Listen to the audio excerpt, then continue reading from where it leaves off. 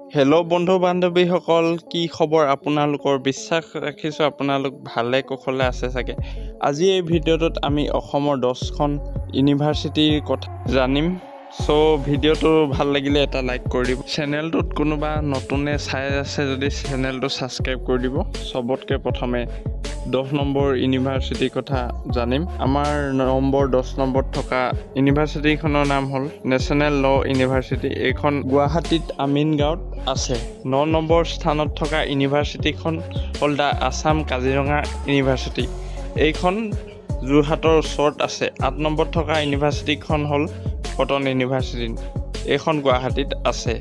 7 নম্বৰত আছে তেজপুৰ ইউনিভাৰ্চিটি। এইখন জানে তেজপুৰতে আছে। আমাৰ লিষ্টৰ 6 নম্বৰত থকা ইউনিভাৰ্চিটিখনৰ নাম হ'ল Assam down town university.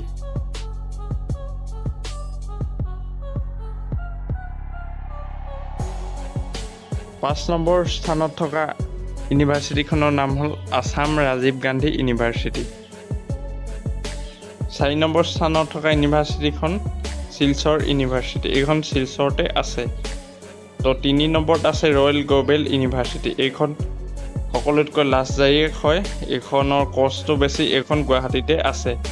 2য় number স্থানত থকা হ'ল গুৱাহাটী ইউনিভাৰ্চিটি।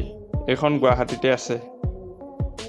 আমি বলক সকলোতকৈ 1 নম্বৰ ইউনিভাৰ্চিটিখনৰ নাম এতিয়া জানিবলৈ লৈছোঁ।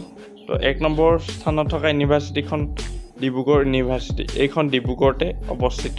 ধন্যবাদ।